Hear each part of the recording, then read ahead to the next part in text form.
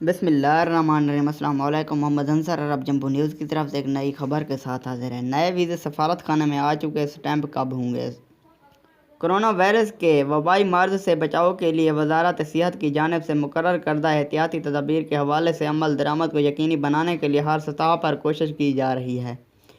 احتیاط کے ساتھ معمولات زندگی بھی بحال کیے جا رہے ہیں، تاہم وزارت صحت کی جانب سے خبردار کیا گیا ہے کہ احتیاطی تقاضوں کو مد نظر رکھتے ہوئے معمولات زندگی کو بحال کیا جائے تاکہ وبائی مرض دوبارہ شدت اختیار نہ کر سکے۔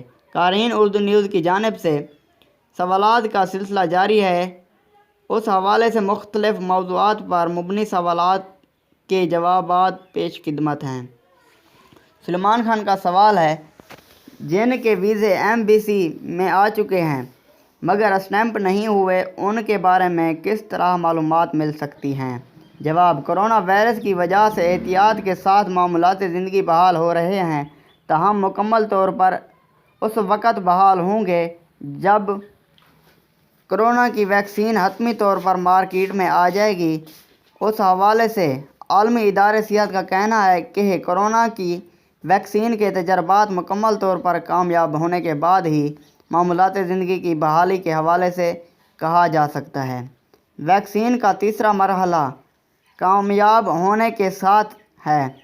توقع ہے کہ کرونا سے پہلے والے معمولات زندگی بحال ہو جائیں گے۔ سعودی عرب میں بھی پروازیں کسی حد تک بحال کی گئی ہیں، تاہم دسمبر میں اس حوالے سے صورتحال کا واضح طور پر اعلان کیا جائے گا، جس کے بعد توقع ہے کہ جنوری میں سفری پابندیاں مکمل طور پر ختم ہو جائیں گی۔ پابندیوں کی وجہ سے ویزوں کی پروسیسنگ کا مرحلہ بھی مکمل طور پر بحال نہیں ہوا، تاہم وہ ویزے جو ایمبیسی میں پہنچ چکے ہیں وہ پاسپورٹ میں سٹیمپ ہونے کے 2 ماہ تک کارآمد ہوتے ہیں۔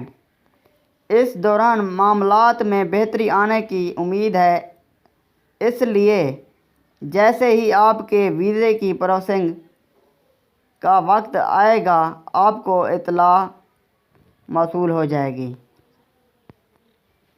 اس لیے جب آپ دوسرا ویزا حاصل کر کے سعودی عرب آئے، جہاں جوازات کے سسٹم میں جیسے ہی آپ کے فنگر پرنٹ لیے گئے، سسٹم نے اہلکار کو الرٹ کر دیا۔ اس طرح آپ کو دوبارہ ڈی رپورٹ کیا گیا۔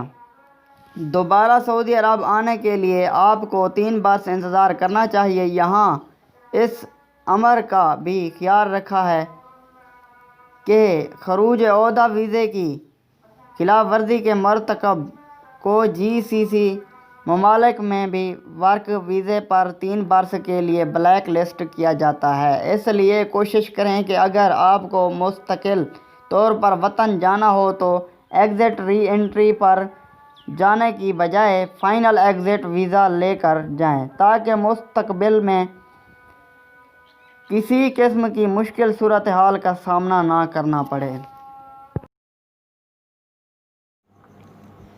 ویڈیو دیکھنے کا بہت شکریہ، اور میری ویڈیو اچھی لگی ہو تو میرے چینل کو ضرور سبسکرائب کریں، لائک کریں، شیئر کریں، اور ساتھ میں دیے گئے گھنٹی کے نشان پر کلک کر کے آل پر سلیکٹ کر دیں تاکہ میری ہر آنے والی نیو ویڈیو سے آپ باخبر رہ سکیں۔